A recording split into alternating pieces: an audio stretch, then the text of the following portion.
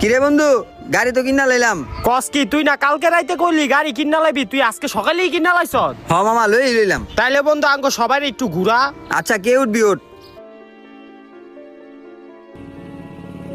দেখছ কেমন বন্ধু, ওই আমাগো থুইয়া ওরে লইয়া গেল গা। ওই আঙ্গ আপন মনে করে না, ওরই আপন মনে করে। কি রে, তখন আমি খুঁজে বেড়াতেছি, তোরা কই থাকস? কি লিগা? কালকে তো স্বামীর রেলে ঘুরে এলাম, আজকে ওকে দুজনের একজনের নিয়ে ঘুরে হিগা। আচ্ছা ই কর, পয়সালে ওঠ।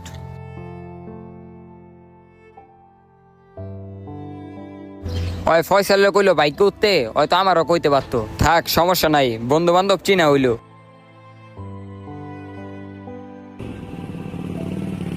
ওই হাসান, ল সামনে দিকে জালমুড়ি খেয়ে হিগা। না বন্ধু, তোর লাগে আমি যাবো না, তুই যা।